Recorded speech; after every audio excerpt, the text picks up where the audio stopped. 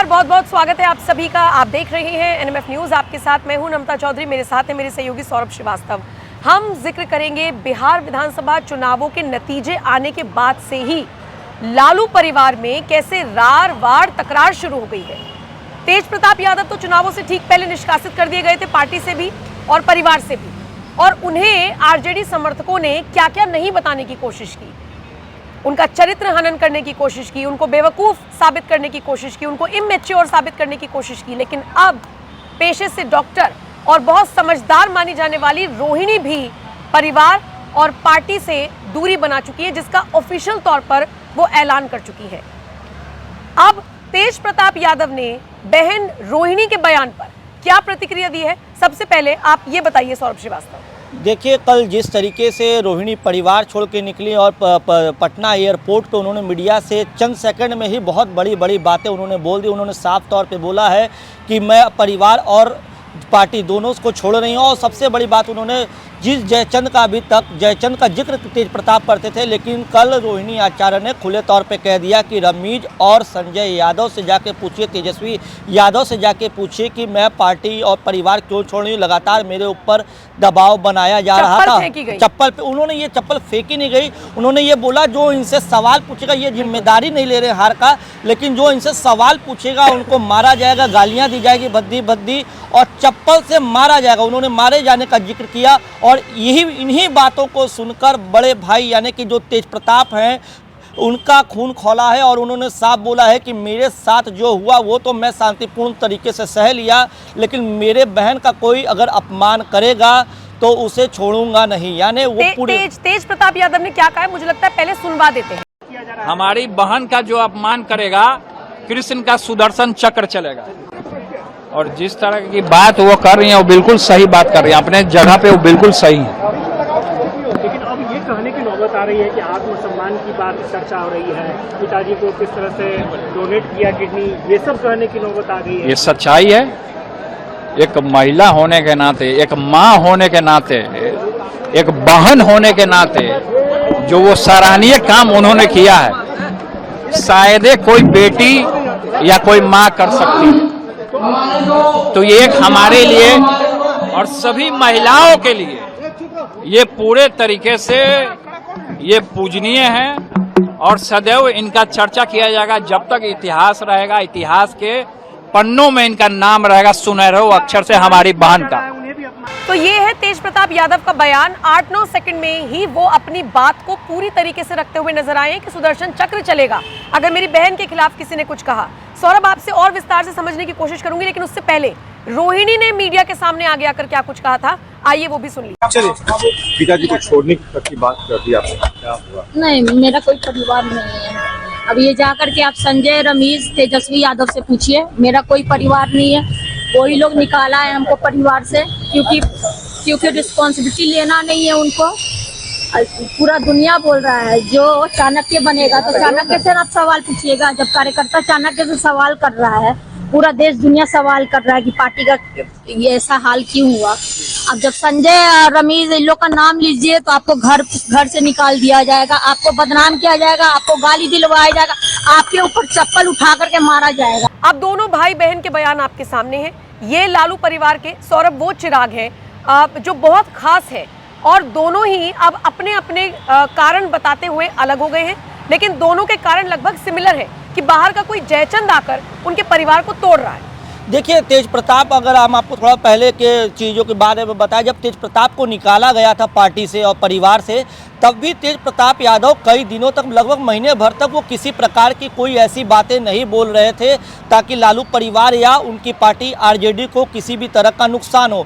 तेज प्रताप यादव पहले पेशेंस रखे थे, साहस रखे थे और इंतजार कर रहे थे, लेकिन जब लगातार उनका परिवार की तरफ से और खास तौर से पार्टी जिस पर के तरफ से अपमानित उनको होना पड़ा, उसके बाद उन्होंने अपना मुंह खोला और जयचंद का जिक्र किया कि पार्टी में 5 ऐसे जयचंद्र हैं जो पूरे पार्टी को और परिवार को तोड़ रहे हैं। उन्होंने बार बार इशारा किया था कि परिवार टूटेगा टूटेगा, लेकिन और जब चुनाव के नतीजे आए उसके बाद ये सारी चीज़ें हो गई। हम आपको बता दें, एक बार तेज प्रताप एक चैनल को इंटरव्यू दे रहे थे, जब उन परिवार से अलग हो गए थे उस समय तेजस्वी यादव को संतान पुत्र रत्न की प्राप्ति हुई, उनको बेटा हुआ था।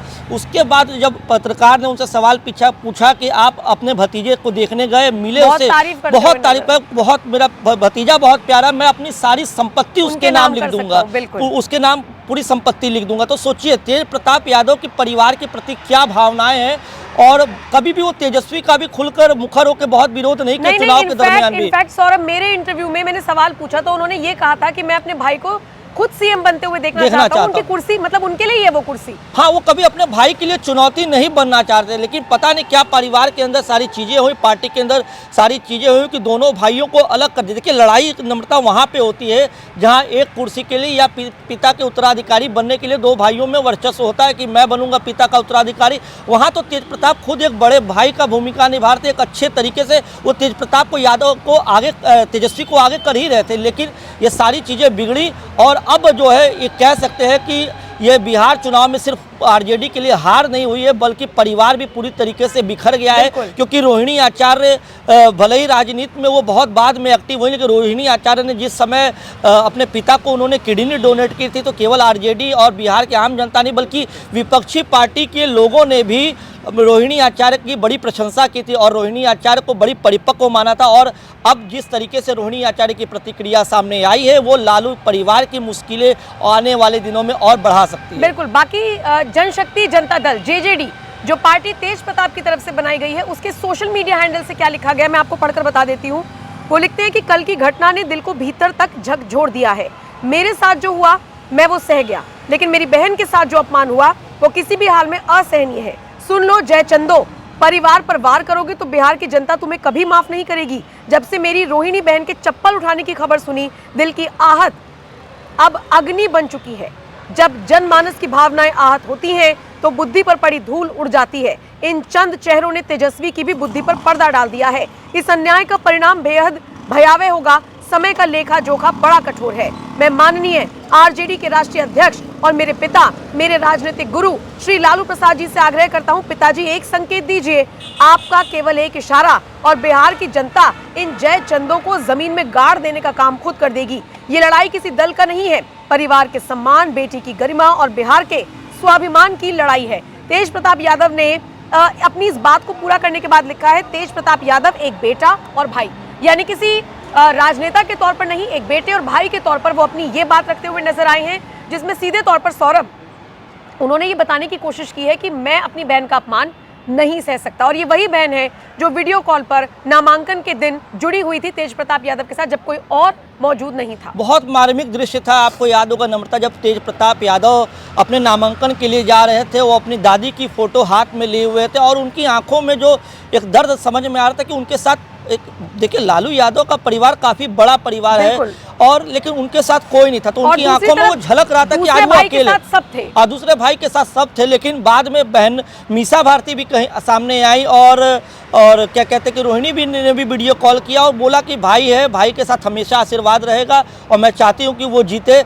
मैं पार्टी में हूं, इसलिए मैं उसके लिए खुलकर सामने प्रचार करने नहीं जा रही हूं। तो अब नम्रता ये आप समझ लीजिए कि अगर अब लालू यादव कोई ठोस फैसला नहीं लेते हैं और अगर इसी तरीके से शांत होकर सब कुछ देखते रहते हैं, तो आने वाले दिनों में कोई ये बड़ी बात नहीं होगी कि मीसा भारती भी कोई बड़ा कदम उठा ले। क्योंकि मीसा भारती अगर सभी भाई बहनों में बड़ी हैं, उनकी एक अहम भूमिका परिवार में मानी जाती है, चाहे वो पॉलिटिकल चीज़ों में हो, चाहे वो परिवार के अंदर के किसी फैसले में हो। तो अब सबसे बड़ी बात है कि अब लालू यादव को मुखर होकर कुछ ना कुछ इस पूरे घटनाक्रम पे प्रतिक्रिया देनी पड़ेगी। चलिए देखने वाली बात होगी कि ये जो रार है, तकरार है, ये कहां तक जाती है, कितना नुकसान आरजेडी को और प्लस लालू परिवार को झेलना पड़ता है। लेकिन फिलहाल इस खबर पर आपका क्या कुछ कहना है, आप अपनी राय कमेंट कर हमें जरूर बताएं। और बाकी अपडेट्स के लिए आप एनएमएफ न्यूज़ का यूट्यूब पेज तो देख ही रहे हैं, लेकिन इसी के साथ आप हमारी वेबसाइट पर भी जा सकते हैं, www.newsnmf.com पर जाइए और बाकी अपडेट्स आप वहां से ले सकते हैं। शुक्रिया इस वीडियो को देखने के लिए।